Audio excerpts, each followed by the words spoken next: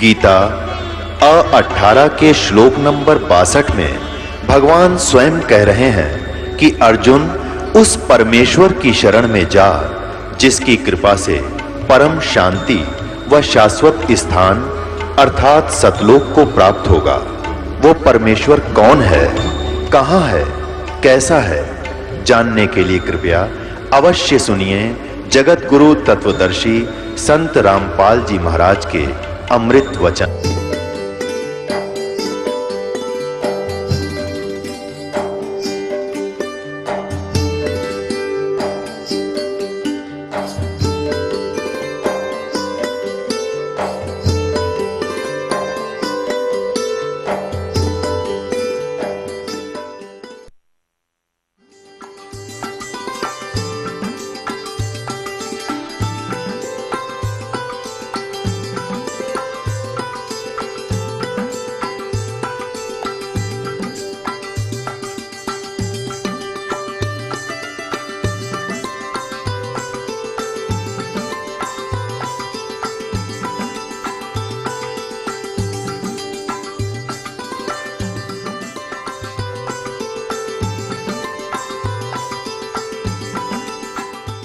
आज तो 250 वर्ष पहले ब्राह्मण सुप्रीम मान्या करते अपने आप को, और फिर ऊंच पोस्ट तहसीलदार जी, यह भी तगड़ी बीमारी, मान बढ़ाई भी जीव में बाधक करती है भक्ति में जीव के लिए। और गुमानी दास जो ऋषि वो संत थे विष्णु परंपरा के, विष्णु जी के उपासक, वो नारनौल से आधा 1 किलोमीटर दूरी पे एक आश्रम बनाकर रहा करते थे। नित्यानंद जी ने उसके बारे में जानकारी प्राप्त की, ये महात्मा कहाँ रहते हैं, सारा ज्ञान प्राप्त करके, जानकारी प्राप्त करके सुबह सुबह चल पड़े उपदेश लेने के लिए घोड़े पर चढ़ गए। उधर से गोमानी दास जी अपने आश्रम से, कुटिया से, और घूमने के लिए निकल पड़ा वहां से। और उधर से नित्यानंद जी, यानी नंदलाल नाम था इनका, फिर बाद में नित्यानंद नाम रख दिया था। नंदलाल जी आ रहे हैं घोड़े पर चढ़कर उपदेश लेने के लिए, आगे से गुमानी दास जी आ रहे हैं घूमने के लिए दूर तक सैर सपट्टे को। और उन्होंने अपना मुंड मुंडा रखा था, किसी ने गुमानी दास जी ने कचकोला कढ़ा रखा था, उस तरह फिरवा रखा था। रात्रि में तो कपड़ा बांध रखा था, तो सत्संग करने आए उस समय तो फ्रेश मूड में घूम रहे थे, कपड़े उपड़े निकाल के अपना शरीर पे कपड़ा बांध कर बस घूम रहे थे। गर्मियों के दिन थे। पहले हम सोन को सोन भी गणे मान्या करते और ब्राह्मण तक गणे मान्या करते।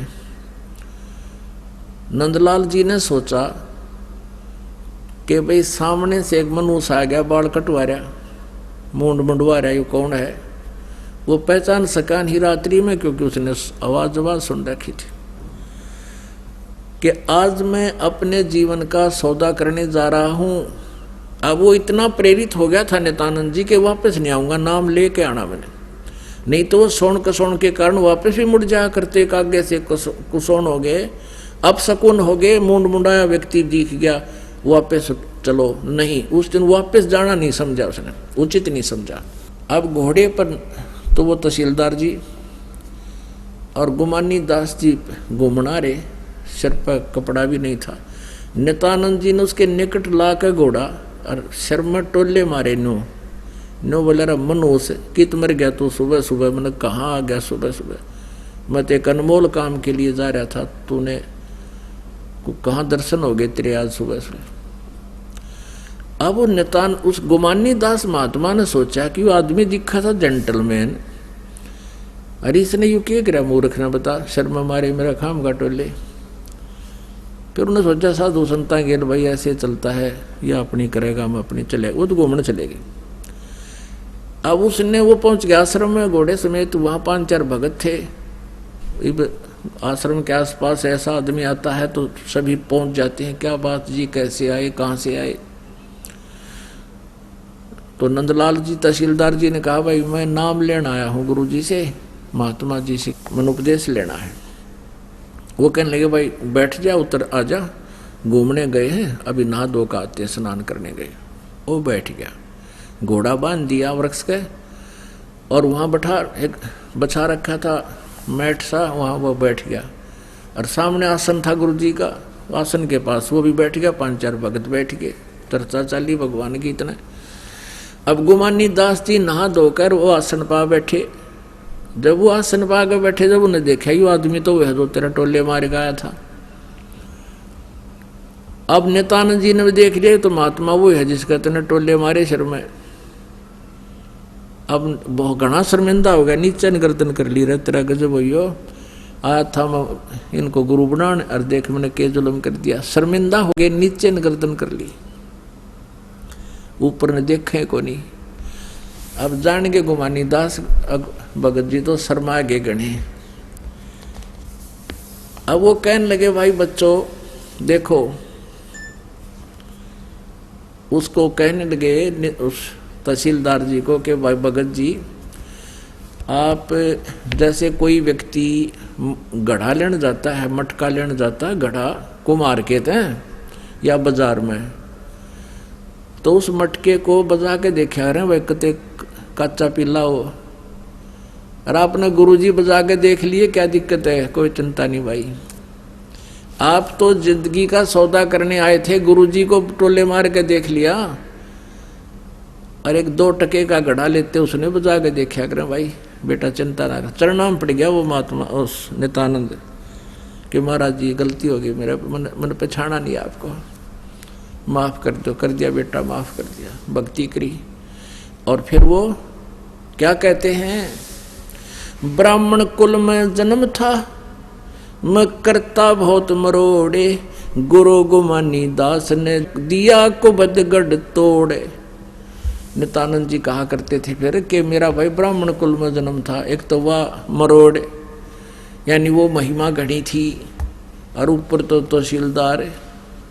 ब्राह्मण कुल में जन्म था, मैं करता बहुत मरोड़, मरोड़ माने गर्व करता था, अभिमान करता था, जो इस भक्ति मार्ग में कोबद का गढ़ होता है, ये इस तरह की मैं क्रियाएं करता था।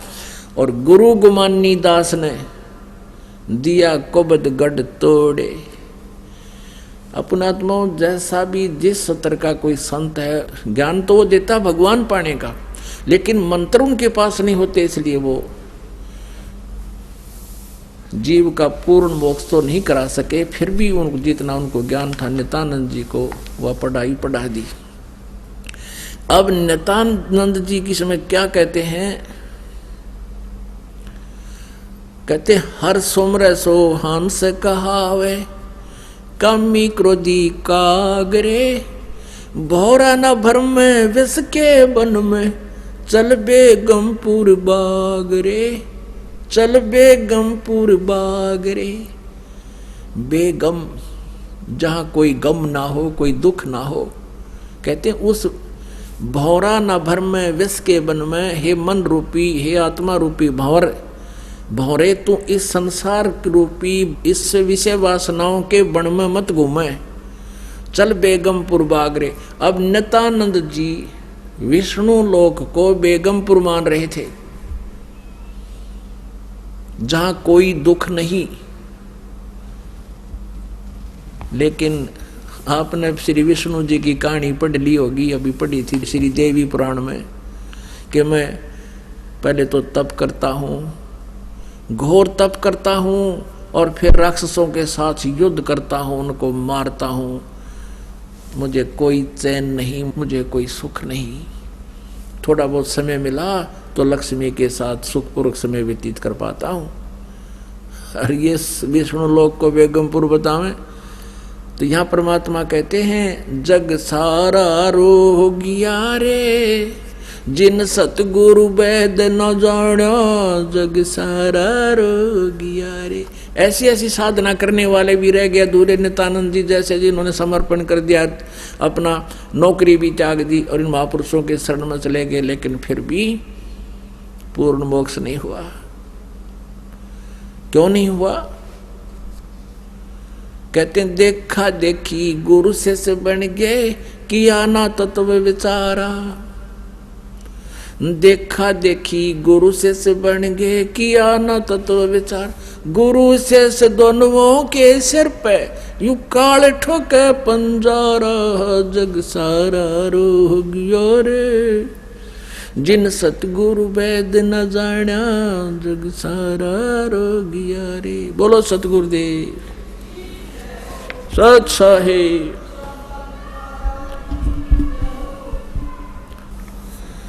परमपिता परमात्मा पूर्ण ब्रह्म सर्व सृष्टि रचनहार सभी आत्माओं के एकमात्र मालिक ये कबीर परमेश्वर जी हैं।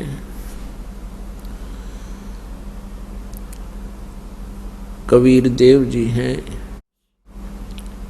कबीर देव इनका नाम है और परम अक्षर ब्रह्म सत्य पुरुष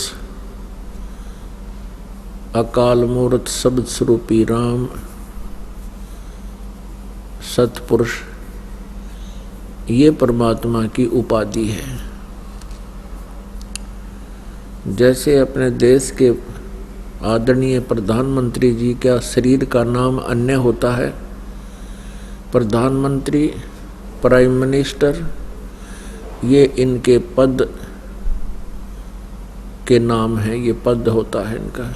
इसी प्रकार पूर्ण परमात्मा का वास्तविक नाम कबीर देव है, जिसको हम कबीर साहब कहने लगे।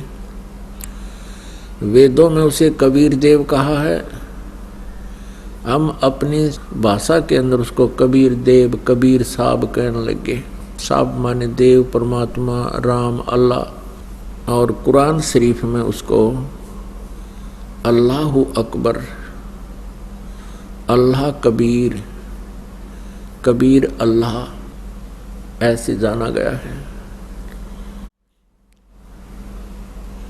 हम परमात्मा को ना पहचान कर हम क्या करते रहे। कोई कहे मारा राम बड़ा है, कोई कहे खुदाई रे, कोई कहे मारा राम बड़ा है, कोई कहे खुदाई रे, कोई कहे ईसा मसीह बड़ा है। ये बाटा रहे लगाई रे, कोई कहे ईसा मसीह बड़ा है। ये सब बाटा रहे लगाई रे, कोई कहे हमारा राम बड़ा है। बिना ज्ञान के कोई किसी को बड़ा मानता है, कोई किसी को बड़ा मानता है। जो भी जिस देव इष्ट पितर आदि को पूज रहा है वो उसको सुप्रीम मान रहा है। ये तो आपका मत है, आपकी सोच है, लेकिन अध्यात्म ज्ञान, तत्व ज्ञान क्या बताता है, उसके अंदर वो अंतिम निर्णय होता है। जैसे किसी अपराध के ऊपर कोई कहता है कि इस पे ये धारा लगेगी, कोई कहता है इस पे 406 लगेगी, कोई कहता है 506 लगेगी, कोई कहे से, तो उसका निर्णय संविधानबद्ध करेगा। संविधान में जो भी वर्णित होगा वो फाइनल होता है। इसी प्रकार परमात्मा का विधान तत्व ज्ञान है, सूक्ष्म वेद है। अब अपने पवित्र सदग्रंथ हैं, उन सदग्रंथों में जो प्रमाण है वही परमात्मा का अंतिम जो ज्ञान है, वही हमें फाइनल होना चाहिए। तो पुण्यात्माओं, गीता जी अध्याय नंबर 16 के श्लोक नंबर 23-24 में यही प्रमाण दिया है कि शास्त्र विधि को त्याग कर जो मनमाना आचरण करते हैं, अर्थात मनमानी पूजाएं करते हैं, जो सदग्रंथों में वर्णित नहीं है, उनके करने से, उन नामों के जाप करने से, उन क्रियाओं के करने से न तो सुख होता है, न सिद्धि प्राप्त होती है और न ही गति होती है। और इन तीन चीजों के लिए ही हम परमात्मा की उपासना, साधना, भक्ति करते हैं। इसलिए 16वें अध्याय के 24वें श्लोक में तुरंत कहा है कि इससे तेरे लिए अर्जुन कर्तव्य और अकर्तव्य की व्यवस्था में कौन सी साधना भक्ति करनी चाहिए, कौन सी ना करनी चाहिए, सदग्रंथ ही प्रमाण है। सदग्रंथों में जो लिखा वही मानना चाहिए। किसी के लोक वेद पर आश्रित नहीं होना चाहिए, किसी की द्वंद कथाओं को नहीं मानना चाहिए। तो पुण्यात्माओं, जब तक हमें तत्व ज्ञान नहीं था, हम सभी शास्त्र विधि त्याग कर मनमान आचरण कर रहे थे। तो परमेश्वर ने स्वयं आकर के वो ज्ञान दिया है। परमात्मा पूर्ण ब्रह्म कबीर साहब हैं, ये सारी सृष्टि के रचनहार हैं, कुल मालिक हैं। ये परमात्मा प्रत्येक युग में आते हैं और इनके आने की, सतलोक से चलकर यहाँ प्रकट होने की 3 प्रकार की क्रियाएं हैं। 3 प्रकार से वो परमात्मा लीलाएं करता है यहाँ आकर के। एक तो एक रूप में तो परमात्मा अपने सतलोक में रहता है। परमात्मा पूरे विश्व के कंट्रोल के लिए, पूरे असंख्य ब्रह्मांडों के संभाल के लिए वो 3 स्थिति में क्रिया करता है। एक तो वो सतलोक में रहते हैं, उनका सतलोक के अंदर जो शरीर है उसके एक रोमकूप, जो हमारी ये बाल का छिद्र होता है शरीर पे, इसको रोमकूप कहते हैं। एक रोमकूप की रोशनी करोड़ सूर्य करोड़ चंद्रमा मिला दे, उससे भी अधिक तेजोमय है सतलोक के अंदर। तो पुण्यात्माओं, जो सत्य पुरुष को निराकार बताते हैं वहाँ प्रकाश ही प्रकाश है, और परमात्मा को निराकार बताते हैं। उन्होंने ना भगवान को जाना, ना पहचाना, ना उनको आध्यात्मिक ज्ञान, वो आपको बहका रहे हैं। और दूसरी स्थिति में वो परमात्मा प्रत्येक युग में शिशु रूप धारण करके आते हैं और एक लीला करते हैं। नवजात शिशु का रूप धारण करके कमल के फूल पर ही वे विराजमान होते हैं, क्योंकि कमल का फूल बहुत कोमल होता है और उसके ऊपर न कोई जल टिका होता है और न ही उसके ऊपर कोई धूल का कण होता है, और वहाँ से कोई निसंतान दंपति उन्हें उठा ले जाते हैं, जो पिछले संस्कारी ही हुआ करते हैं अधिकतर। फिर परमात्मा धीरे धीरे बड़े होते हैं लीला में, शरीर में, फिर अपने अध्यात्म ज्ञान का प्रचार करते हैं।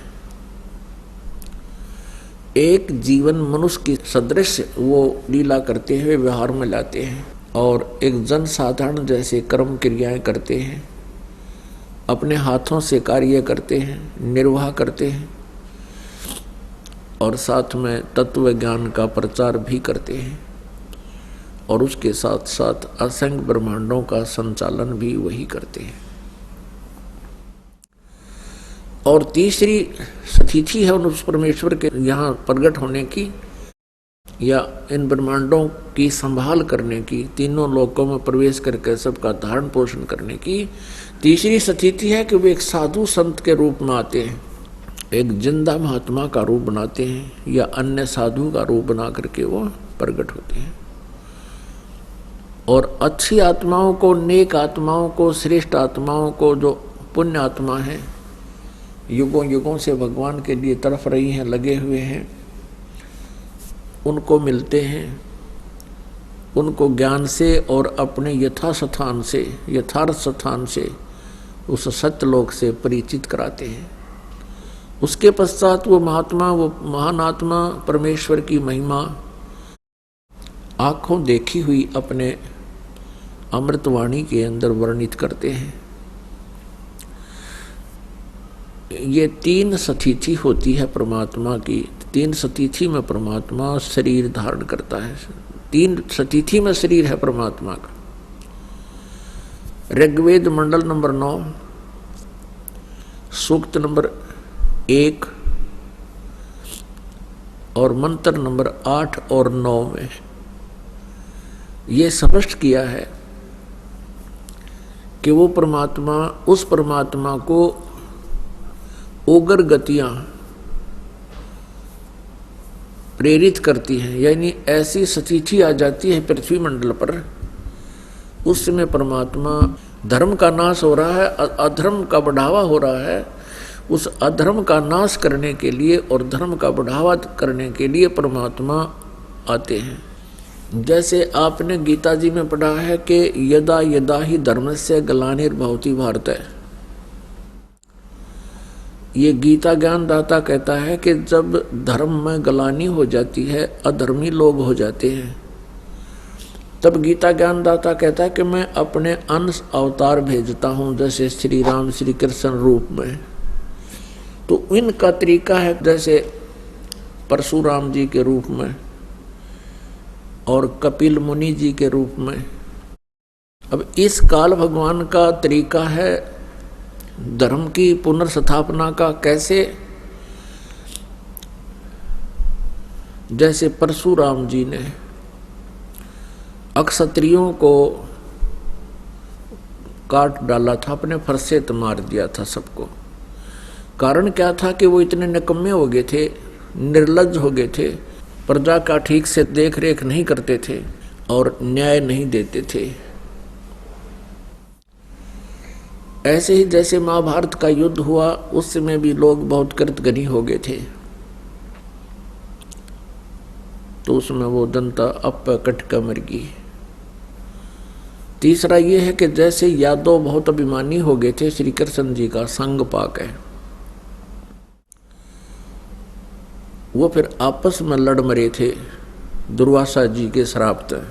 तो ये इस तरह पुनर्स्थापना करते हैं धर्म की, क्योंकि निकम्मी आत्मा लड़के मर जाते हैं, ठीक आत्मा बच जाती है, वो फिर आप धार्मिक हो जाती हैं, बहुत सी आपदाएं आ जाती हैं।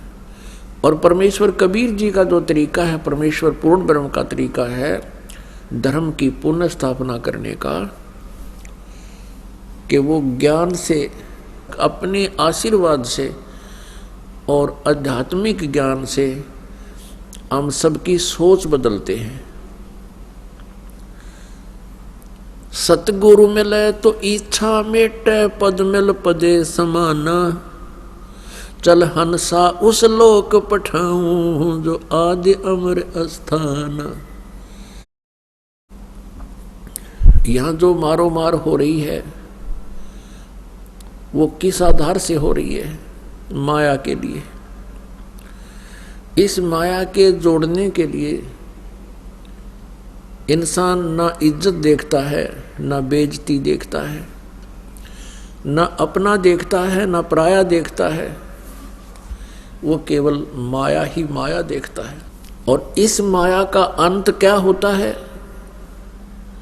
परमात्मा बताते हैं, ज्ञान से आधार बनाकर हमें समझाते हैं कि जिस माया के पीछे तुम अंधे हो चुके हो, ना भाई देख रहे हो, ना बहन देख रहे हो, ना माता पिता की तरफ तुम्हारी श्रद्धा रही है, तुम्हें केवल माया दिखाई देती है।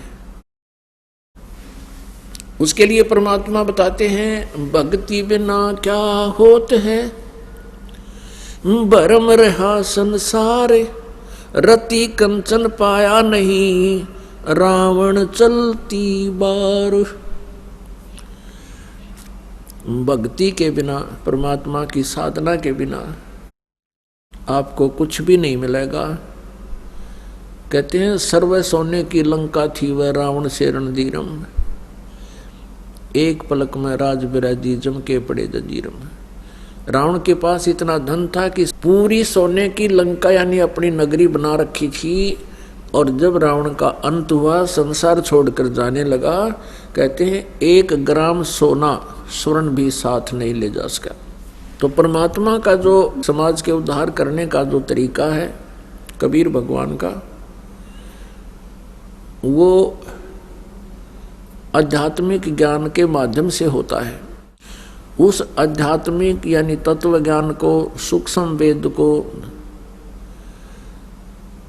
यहाँ हमारे तक पहुँचाने के लिए, हमारे हृदय में जमाने के लिए, और फिर उस तत्व ज्ञान से क्या क्या लाभ होता है मानव को, वो प्रमाणित करने के लिए परमात्मा एक पूरा जीवन इस पृथ्वी लोक के ऊपर जनसाधारण की तरह व्यतीत करते हैं। परमेश्वर कबीर देव जी सह शरीर आते हैं, सह शरीर जाते हैं। परमेश्वर की महिमा के अंदर वेदों में लिखा है कि वो परमात्मा अपनी महिमा की वाणी, अपनी जानकारी देने के लिए कविताओं के माध्यम से, लोकोक्तियों के माध्यम से वो ज्ञान प्रचार करते हैं, जिस कारण से वो कवि कहलाते हैं। एक प्रसिद्ध कवि की भूमिका करने से वो कवि भी कहलाते हैं, प्रसिद्ध कवियों में से एक होते हैं। लेकिन वो होते हैं भगवान। पुण्यात्मा कवि तो और भी बहुत हैं। उन कवियों ने भी अपनी अनुभव की वाणी लिखी है। परमात्मा कबीर देव जी ने भी वाणी लिखी है, जिनको हम कवि कहा करते थे। और वैसे परमात्मा का नाम ही कबीर देव है, कबीर साहब है। यानी जो अपनी महिमा की वाणी को कविताओं, दोहों, लोकोक्तियों के माध्यम से ही बोलकर सुनाते हैं, जिस कारण से वो कबीर देव, वो नाम उनका कबीर देव फाइनल है। अब परमात्मा की पहचान हमने करनी पड़ेगी। जैसे कवियों में से भी भगवान को सिलेक्ट करना पड़ेगा। कैसे? जैसे परमात्मा का जो विधान है वो काल वाले कवियों जैसा नहीं है और काल जैसे वाले भगवानों जैसा नहीं है। अब जैसे एक रहीम जी कवि हुए हैं। रहीम जी ने कहा है कि खीरा सिर से काटकर मलिए नमक लगाए, रहीमन कड़वे मुखन को चाहत यही सजाए। अब रहीमन जी का उद्देश्य है कहने का कि यदि कोई कड़वे वचन बोलता है, जैसे खीरा कड़वा होता है, उसको एक सिरे से काटकर और फिर उसको ऐसे नमक लगाकर मसलते हैं तो उसका कड़वापन ठीक हो जाता है, निकल जाता है, मीठा बन जाता है। कहने का भाव ये है, यदि कोई कटु वचन बोलता है, बकवाद करता है, गाली देता है, तो उसका बक्कल तार दो, उसने कूट छेद दो, अच्छी तरह संवार दो, तो वो सीधा हो जाएगा। ये तो तरीका है काल के कवियों का और काल के भगवानों का। श्री राम, श्री कृष्ण, श्री परशुराम जी जो काल ब्रह्म के द्वारा भेजे गए अवतार थे। और परमात्मा कबीर जी क्या कहते हैं? आवत गाली एक है, उल्टा होवे अनेक, कह कबीर ना उलटियो वार है एक की एक। गाली ही से उपजय कलह कष्ट और मीच, आर चले सो साधु है भाई लाग मरे सो नीच। अब देखो कितना अंतर है। परमात्मा कहते हैं जो तो कु काटा बोवे है ताको बो तू फूल, तो हे फूल के फूल हैं वा को मिले तरशूल। तो हमने परमात्मा को पहचानना है और उस परमात्मा के बताए प्रत्येक नियम का पालन करते हुए हम अपना कल्याण करा पाएंगे। नहीं तो ये बात बनाते अपने अपने सिद्धांत थ्योरी बना बना के असंग युग हो गए हमने, यहाँ धक्के खाते ने, भटकता ने। यह समाधान कभी नहीं हो सकता। जैसे श्री रामचंद्र जी ने बाली को मारा था, क्या समाधान हुआ? अगले जन्म में वो श्री कृष्ण, रामचंद्र जी श्री कृष्ण बने और वो बाली बना एक शिकारी। फिर श्री कृष्ण जी का वध उस शिकारी ने किया, पैर में तीर मार के। तो क्या समाधान हुआ इससे? तो ये रहीमन जैसे जो अन्य कवि थे, इनकी सोच काल प्रेरित थी। परमात्मा भी एक कवियों में से गिने जाते हैं, क्योंकि वो उनके परमात्मा के इतिहास में, उनकी लीला में लिखा हुआ है। ऋग्वेद मंडल नंबर 9 सूक्त नंबर 96 और मंत्र नंबर 16 से 21 तक स्पष्ट किया हुआ है। 16 में कहा कि भगवान आपका वास्तविक नाम क्या है उसका ज्ञान कराएं। 17 और 18 में स्पष्ट किया है कि वो कबीर देव, वो कबीर परमात्मा कबीर है और वो अपनी कबीर वाणी के माध्यम से अपनी महिमा की वाणी कविताओं से बोलता है, कविताओं से, जिस कारण से वो प्रसिद्ध कवियों में से भी एक होता है, लेकिन वो होता है अमर परमात्मा, वो पूर्ण परमात्मा होता है। और वो परमात्मा तीसरे मुक्ति धाम में रहता है। तीसरे मुक्ति धाम में यानी सतलोक में रहता है, उस सनातन परम धाम में रहता है।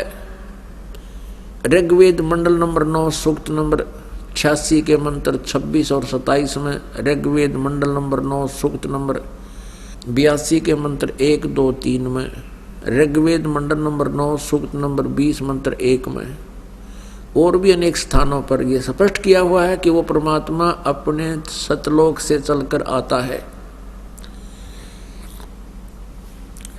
जहां वो परमात्मा रहते हैं उसको सतलोक कहते हैं।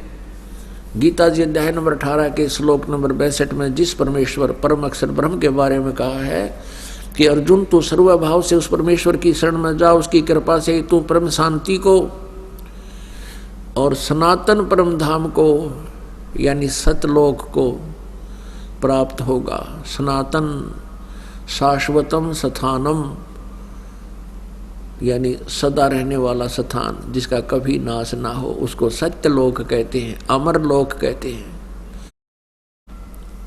वहां चला जाएगा, उसको प्राप्त होगा। यानी वो परमात्मा सतलोक में रहता है और वहां से गति करके आता है। यहाँ आने का उद्देश्य क्या होता है परमेश्वर का कि वो अपनी प्यारी आत्माओं को, अच्छी आत्माओं को वो तत्व ज्ञान समझाता है, वो तत्व ज्ञान देता है। अपुण्य आत्माओं, वही परमात्मा अपनी लीला करने के लिए सन 1398 में विक्रमी संवत 1455 ज्येष्ठ सुदी पूर्णमासी यानी जेठ उत्तर की पणवासी या देसी लैंग्वेज में को ब्रह्म मुहूर्त में, ब्रह्म मुहूर्त वो होता है उस समय ना रात होती है ना सुबह होता है। सूर्य उदय होने से लगभग 1.5 घंटा पहले वह परमात्मा एक लहर तारा नामक तालाब पर, एक लहर तारा नामक तालाब में विकसित कमल के फूल पर एक नवजात शिशु का रूप धारण करके प्रकट हुए। नीरू नीमा नाम के एक जुलाहा थे, वो निसंतान थे, पति पत्नी थे। और नीरू नीमा उसी जीवन में वो ब्राह्मण और ब्राह्मणी थे, यानी गौरी शंकर नाम था उस पुरुष का और सरस्वती नाम था स्त्री का। ये ब्राह्मण थे, भगवान शिव के उपासक थे और बहुत नेक आत्मा थे। अन्य ब्राह्मणों की तरह ये जनता को ठगा नहीं करते थे, केवल कथाएं सुनाया करते थे, भगवान शिव जी की शिव पुराण से महिमा सुनाया करते थे और जो भी दक्षिणा आ जाती थी उस दक्षिणा से अपना निर्वाह करते थे और शेष अधिक बच जाता था उसको भंडारा कर देते थे, जिस कारण से वो काशी के और आसपास के लोगों के मन में बसे हुए थे। बहुत ज्यादा जनता उनको चाहती थी। अन्य जो स्वार्थी ब्राह्मण थे वो गौरी शंकर से बहुत ईर्षा रखते थे, क्योंकि जनता उनके पास ज्यादा जाने लगी थी। इस बात का ज्ञान मुसलमान धर्म के काजी और मुल्लाओं को था कि गौरी शंकर बहुत ज्यादा प्रचार करता है हिंदू धर्म का, और उनको ये भी ज्ञान था कि इसके साथ अन्य ब्राह्मण नहीं है। अन्य ब्राह्मण जो मुखिया रूप में होते हैं, जो गुरु रूप में होते हैं, वो नहीं है।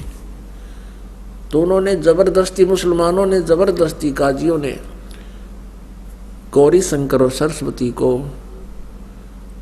अपना जल पिला दिया, उनके कपड़ों पर छिड़क दिया, सारे मकान में छिड़क दिया आवाज लगा लगा के। और जो गौरी शंकर से ईर्ष्या किया करते थे वो ब्राह्मण, उनका दाव लग गया।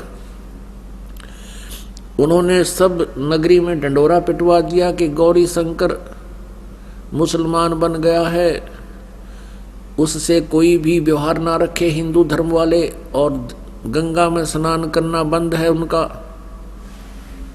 इस तरह के भाईचारा बंद करवा दिया। अब मुसलमानों ने उनका नाम, गौरी शंकर का नाम रख दिया नूर अली, उसको कहने लगे नीरू। और सरस्वती का नाम रख दिया नियामत, उसको नीमा कहने लगे शॉर्टकट में। जिस कारण से नीरू और नीमा ये प्रसिद्ध हो गए। इनको संतान प्राप्त नहीं थी, आयु लगभग 60 वर्ष हो गई थी। 20, 25, 30 वर्ष की उम्र, 40 वर्ष की उम्र में ये मुसलमान बना दिए गए थे। निसंतान होने के कारण ये बहुत दुखी रहते थे। विशेषकर नीमा को बहुत चिंता बनी रहती थी, क्योंकि जिस बहन का संतान नहीं होती ये समाज वाले जीने नहीं देते उसको। वो ऊपर से भले ही मुसलमान बन गए थे, पर अंदर से भगवान शिव की वो साधना किया करते थे। तो पुण्यात्माओं, ऐसे उनका समय व्यतीत हुआ, संतानों ने मिली नहीं। गंगा में स्नान करना उनका बंद कर दिया था हिंदुओं ने, तो उन्होंने उसका विकल्प ढूंढा कि गंगा का जल लहरों के द्वारा पटड़ी पर से उछलकर वर्षा के दिनों में, चौमासे के दिनों में, और ऊपर के उछलकर एक बहुत बड़े झील को एक सरोवर का रूप दे देता था। फिर सारा वर्ष उसमें वो जल भरा रहता था। उसको लहर तारा तालाब बोलते हैं। बनारस काशी में, काशी शहर में है वो लहर तारा तालाब। अब भी उसका अवशेष बचा है। तो वहां स्नान करने के लिए जाने लग गए। उस गंगा के जल में जो लहरों के द्वारा उछलकर एक सरोवर का रूप धारण किए हुए था, उसको लहर तारा तालाब कहते हैं। तो वो लहर तारा तालाब में प्रतिदिन स्नान करने के लिए जाते थे सुबह सुबह। उस दिन, जिस दिन परमेश्वर सतलोक से चलकर आए, सन 1398 यानी विक्रमी संवत 1455 जेठ उतरते की पूर्णमासी ब्रह्म मुहूर्त सुबह सुबह है।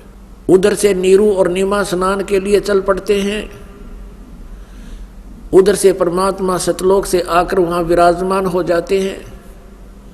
परमात्मा के वहां प्रकट होते हुए एक अष्टानंद नाम के एक ऋषि थे, जो महर्षि रामानंद जी के शिष्य थे। वो भी वहां प्रतिदिन स्नान करने के लिए उस तालाब के किनारे पर जाया करते थे। स्नान करके वहां अपना, जैसा उनके गुरुदेव ने साधना बता रखी थी, उसको बैठकर वहां किया करते थे, अभ्यास करते थे। अपने प्रतिदिन की तरह अष्टानंद जी भी वहां विराजमान थे। आकाश से प्रकाश आया, प्रकाश का गोला आता दिखाई दिया। किसको? अष्टानंद जी को। अष्टानंद जी ने जब उस प्रकाश के समूह की तरफ देखा, प्रकाश पुंज की तरफ देखा, उसकी आंखें चौंधिया गई, चरम दृष्टि सहन नहीं कर सकी उस तेज को, आंखें बंद हो गई। जिस प्रकार हम सूर्य को देखते हैं, सूर्य को हम ज्यादा देर नहीं देख सकते और फिर आंखें बंद करते हैं तो सूर्य का आकार प्रकाश रहित हमें स्पष्ट दिखाई देता है। इसी प्रकार जब अष्टानंद जी की आंखें बंद हुई, उसने क्या देखा कि उस प्रकाश पुंज के अंदर एक बालक का रूप दिखाई दिया। अब उसने आंखें खोली, दोबारा आंखें खोली, क्या देखा कि वो प्रकाश एक कमल के फूल के ऊपर सिमट गया और उसकी आंखों के आगे वो परमात्मा का जो शिशु रूप था, वो जिधर भी नजर करता है आंखों के साथ घूम रहा है।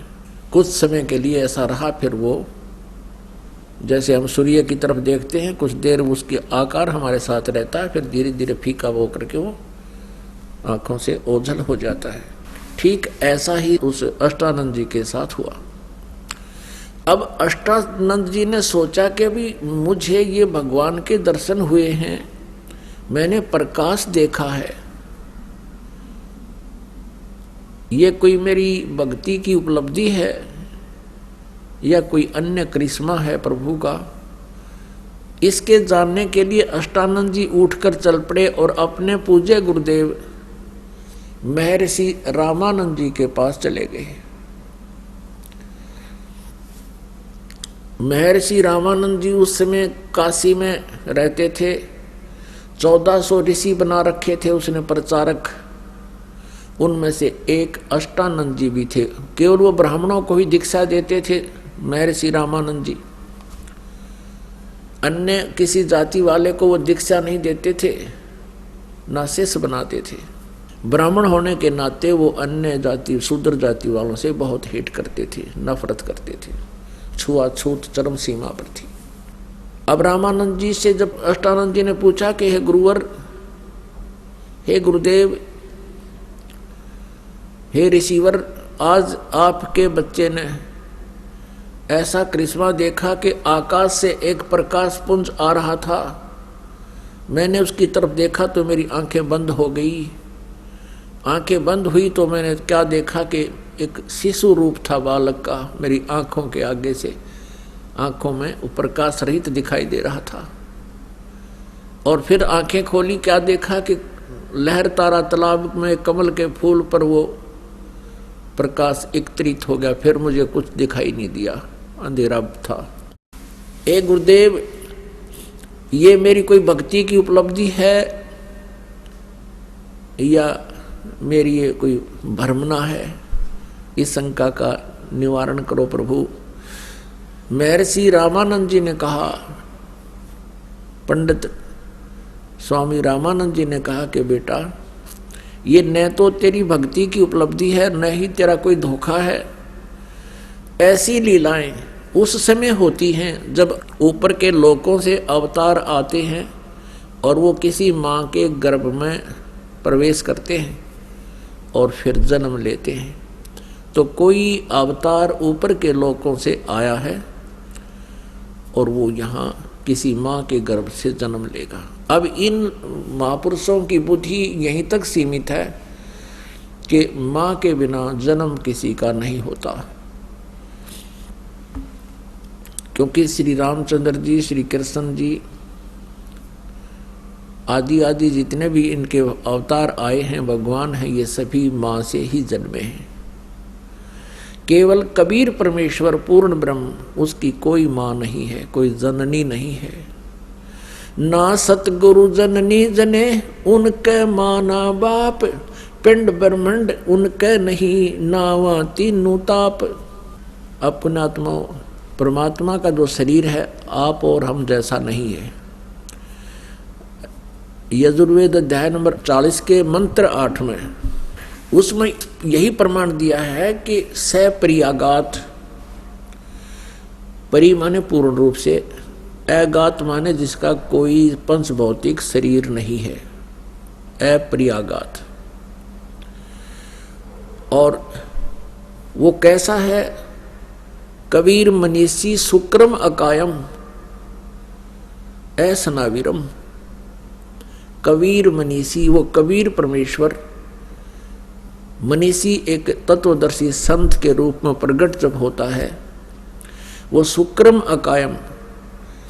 अब उनका शरीर माता पिता के संयोग से, बीज शक्ति से बना हुआ काया नहीं होती, और नाड़ी आदि के जोड़ जुगाड़ से वो नहीं बनता, असनाविरम है। कुछ वेदों के अनुवाद करता यही विचलित हो जाते हैं, केवल एक अक्षर को पढ़कर अकायम असनाविरम, अकायम शब्द को पढ़कर वो समझ लेते हैं, मान लेते हैं कि परमात्मा काया रहित है, लेकिन आगे ये नहीं पढ़ते कि असनाविरम क्यों लिखा।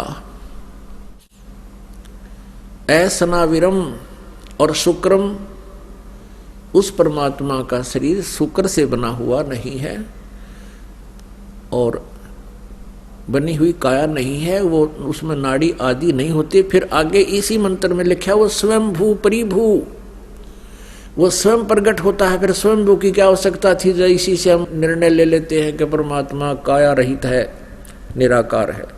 परिभू का अर्थ होता है सबसे पहला परमेश्वर, परिभू जो प्रथम प्रकट, और स्वयंभू का अर्थ होता है जिसके कोई जनक ना हो, वो केवल कबीर देव है, कबीर साहब है। अब रामानंद जी को इतना ही ज्ञान था, जैसा भी ज्ञान था अपने शेष का समाधान कर दिया। अष्टानंद संतुष्ट हुए। अब क्या होता है, उधर से नीरू और नीमा स्नान करने के लिए लहर तारा तालाब की तरफ प्रस्थान कर देते हैं। अब किसी ने कोई रात के समय या शाम के समय नीमा को कोई कह दिया होगा कि एक जातक तो चाहिए था, भगवान ने एक पुत्र तो देना ही चाहिए था, एक पुत्री, एक संतान तो चाहिए थी, आपकी तो उम्र भी घनी होगी। सुनी नहीं परमात्मा ने। अब वो सारी रात नहीं सोई, करवटें बदलती रही, एक भगवान मेरे को संतान नहीं मिली। अब पुण्यात्माओं, इस काल ने इतनी प्रबल प्रेरणा कर रखी हमारे अंदर कि जब संतान उत्पत्ति ना होए तो वो व्यक्ति अपना जीवन व्यर्थ मानता है, क्योंकि काल चाहता है कि सब संतान उत्पत्ति करें और मेरा भोजन तैयार करें। इतनी प्रबल प्रेरणा या किसी न किसी के माध्यम से इंजेक्शन लगवाता रहता है,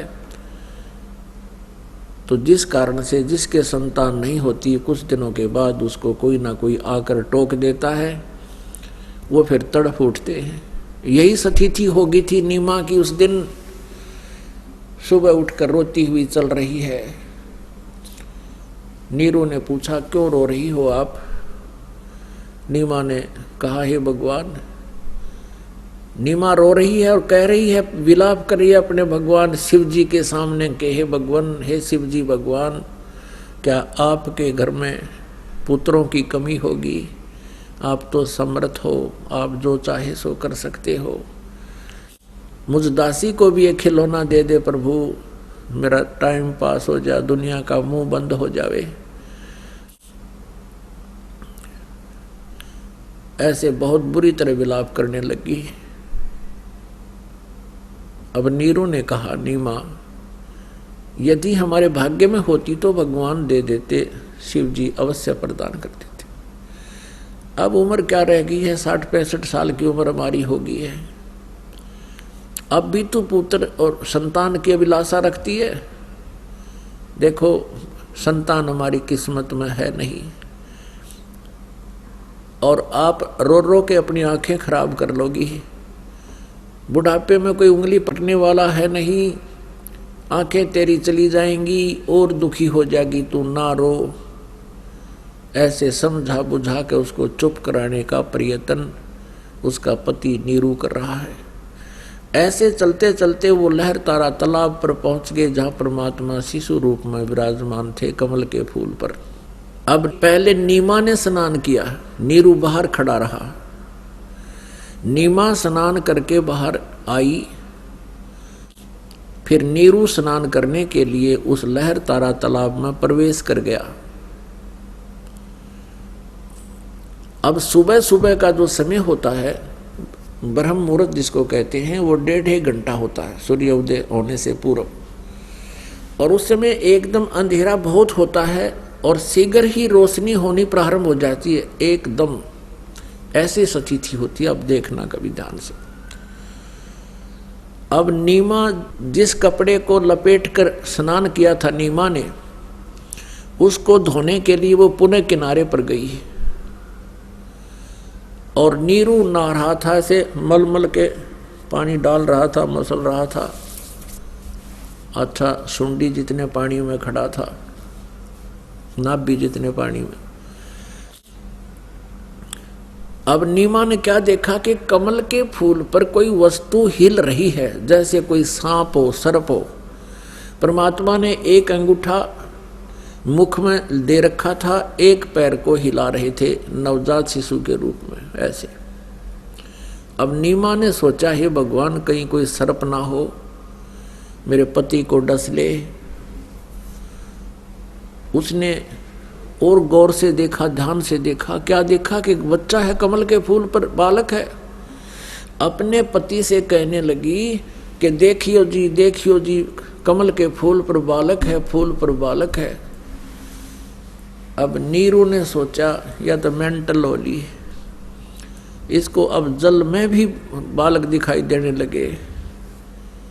और कहता है, भगवान, इसको सद्बुद्धि दो, ये भूल पड़े इसके बच्चों की। तो वो कहती है, जी मेरी बात सुनो, देखो बच्चा, देखो बच्चा। वो कहने लगा, नीमा तू पागल होएगी, अब तुझे जल में भी बालक दिखाई देने लग गए। अब नीमा कहने लगे, जी मैं सच कहती हूँ, देखो देखो। अब उसने और कसक के साथ कहा, जिधर हाथ का संकेत कर रही थी, नीरू ने देखा सचमुच उससे 10 फुट दूरी पर, 20 फुट की दूरी पर कमल के फूल पर बालक विराजमान।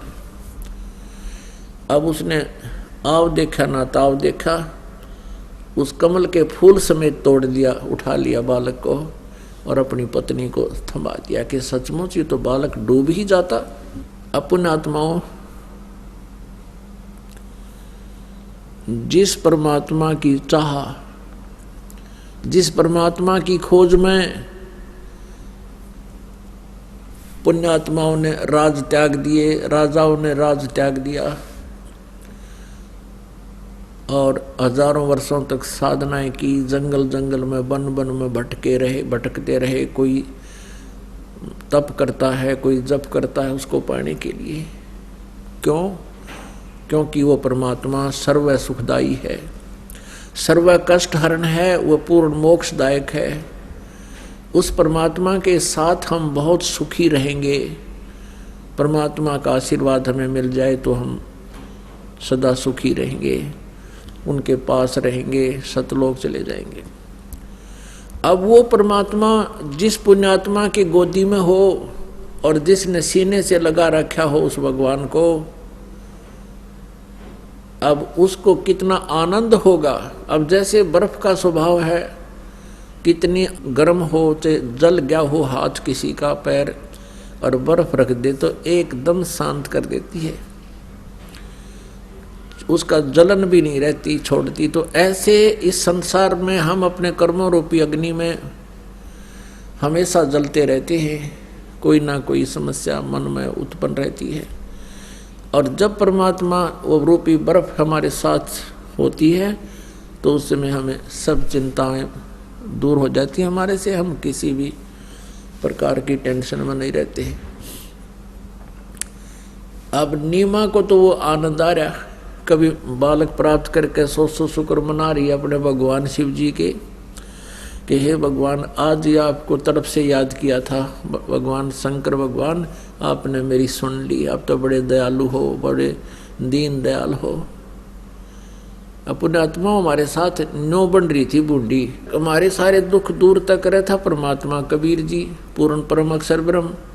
और हम क्रेडिट दिया करते उस इष्ट ने जिस नाम पूजा करते, जैसे ये दास पहले बाबा श्याम जी ने पूजा करता, और घर में संतान हुई, नौकरी लागी, पास होया करते, दादा श्याम जी को क्रेडिट दिया करते। उस श्याम जी ने आप ना बेरा तू के था, के सांग था, उसके आप पैसे थी बुरी। तो ऐसे हम श्री कृष्ण को, कभी श्री रामचंद्र जी को, भगवान विष्णु को सौ शुक्र बनाया करते, आपने हमारा इतना दुख दूर कर दिया, संतान दे दी, नौकरी दे दी। अब इन भगवानों के इतिहास से पता चला ये तो कुछ भी ना दे सकते हमें, ये तो as it is work done दे सकते हैं, जैसा जिसका पुण्य है उतना ही दे सकते हैं, जैसा पिछला संस्कार है। प्रारब्ध में ज्यों का त्यों ही मिलता रहेगा, ये कुछ परिवर्तन नहीं कर सकते। मासा घटे ना तिल बधे, विद ना लिखे जो लेख, सच्चा सतगुरु मेट कर ऊपर मारे मेघ। तो कबीर परमात्मा ही, जैसे गीता जी अध्याय नंबर 15 के श्लोक 16 और 17 में 3 पुरुष बताए। पुरुष माने प्रभु, ब्रह्म कहो, प्रभु को, राम कहो। एक सरपुरुष, सरपुरुष तो ये ब्रह्म है, ब्रह्मा विष्णु महेश का पिता। और अक्षर पुरुष है ये 7 संघ ब्रह्मांड का स्वामी। और सरपुरुष है केवल 21 ब्रह्मांड का स्वामी, प्रभु राम। और 17वें श्लोक में लिखा है कि उत्तम पुरुष तु अन्य परमात्मा इति उदाहरते, यह लोग तरमावी से विभरती अवैश्वर है। 17वें श्लोक में निर्णय दे दिया कि उत्तम पुरुष यानी श्रेष्ठ परमात्मा प्रभु, पुरुष माने प्रभु, तो कोई और ही है इन दोनों से, सरपुरुष और अक्षर पुरुष से, जो 16वें श्लोक में वर्णित है। और वही वास्तव में परमात्मा कहता है, और वही तीनों लोकों में प्रवेश करके सबका धारण पोषण करता है, यानी कि सबकी मनो इच्छा वही पूर्ण करता है और कोई कर ही नहीं सकता। अब निम्मा गुणगारी शंकर भगवान के और गोदी में ठारी उस परम अक्षर भगवान ने देख के बन रही हमारे साथ, और के बन रही हमारे भगवान के साथ। कहते हैं जगत का पेखना पेख्या, धनी का नाम न लेखा। जगत का पेखना पेख्या, धनी का नाम न लेखा। इब हम अन्य को महत्व देते हैं और धनी का नाम ना लेखा, जो सब कुछ कर रहा है, सब दुख दूर कर रहा है, सब सर्व सुखदायी है और हमारे लिए भटक रहा है। कहाँ सतलोक न छोड़ कर जोड़ मांग लौट के भगवान अपनी प्यारी आत्माओं के लिए। जो हमारे लिए तड़फ रहा है, भटक रहा है, उसको तो हम भगवान नहीं मान रहे। और जो हमने मार रहा है, जन्म दे रहा है, हमारे सब को नष्ट कर देता है, ऐसे गंदे लोक में छोड़ रखे हमारे को यहाँ इस पृथ्वी पे। कहीं भूकंप आ जाते हैं, कभी महामारी आ जाती है, किधर साइक्लोन आ जाते हैं, हाहाकार मची रहती है, और हम इसको भगवान मान रहे हैं। हमें भगवान की परिभाषा का ही पता नहीं है, इसलिए हम इसको भगवान मानने बैठे इनको। अब नीमा की स्थिति से हम अच्छी तरह परिचित हो जाएं, आंखों से आंसू नहीं छूटे। हे भगवान, कितनी पुण्यात्मा होगी वो जिसके सीने से भगवान लगे हुए हैं और वो लाड कर रही है अपने बच्चे के रूप में। कभी उनका मुख चूम रही है, कभी माथे को चूम रही है, कभी सौ शुक्र मना रही है शंकर भगवान की। अब पुण्यात्माओं, आप परमात्मा की तरफ विशेष ध्यान रखा करो। इन वचनों पर बहुत गहराई से सोचना चाहिए आप जी ने कि वो क्यों भटक रही हमारे लिए, क्यों आ रहे हैं बार बार इतने सुंदर लोक को छोड़कर, जिस लोक को पाने के लिए, जहाँ जाने के लिए राजाओं ने राज त्याग दिए और शेख फरीद जैसे महापुरुष ने कुएं में जा करके साधनाएं की। और जब उसके आंखें निकालने के लिए कौवे आगे क्यों, इतना दुर्बल शरीर हो गया था उनका, आहार ना करने से अस्थि पिंजर शेष रह गया था। कौवे आकर बैठ गए थे माथे पर कि और तो मांस की तरह शेष रहा कौन इस व्यक्ति पर, आंखें निकाल लें इसकी। जब आंखें निकालने के लिए कौवे आकर बैठे माथे पर, जब शेख फरीद ने कहा था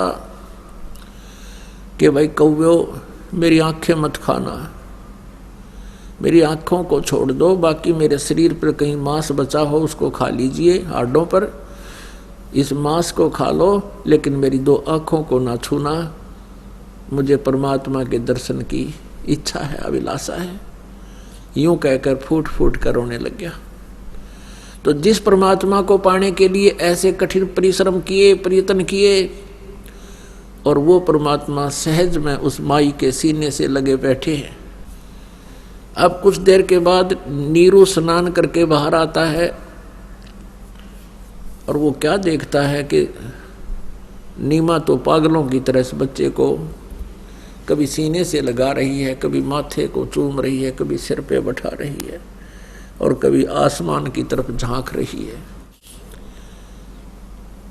अब नीरू ने सोचा कि पहले तो हम हिंदू से मुसलमान बना दिए, हमारा कोई ना हिंदुओं में साथी और ना मुसलमानों से इस विशेष हमारा कोई लगाव रहा, अब इतना उनके साथ संपर्क नहीं बन पा रहा। और इस बालक को हम घर ले जाएंगे तो सभी पूछेंगे तुम कहाँ से लाए हो, यदि हम कहेंगे कमल के फूल पर मिला है तो हमारा मजाक करेंगे, कोई विश्वास करेगा नहीं और पंचायत आदि करके हमें गांव से निकाल देंगे, हमारी पिटाई करेंगे और पूछना चाहेंगे कि सचमुच बताओ तुम किसका नवजात शिशु उठा कर लाए हो। और हमें नगर से निकाला भी दे दिया जा सकता है। अब नीरू ने अपनी पत्नी से सब बातों से अवगत कराया कि आप इस बच्चे को यहीं छोड़ दो, ये बालक तो हमारे पास रहेगा नहीं, लेकिन इस नगरी से भी हमें निकाला जा सकता है। तो नीमा ने कहा जी ना जाने इस बालक ने मेरे ऊपर के जादू कर दिया, मैं इसको छोड़ नहीं सकती, मैं इससे पल भी दूर नहीं हो सकती, मेरे प्राण निकल सकते हैं। ना जाने इसने मेरे ऊपर के कैसा जो है ना ये क्रिया कर दी, सम्मोहित कर लिया मेरे को इसने, मेरा इसमें बहुत प्रेम हो गया, मैं नहीं छोड़ सकती।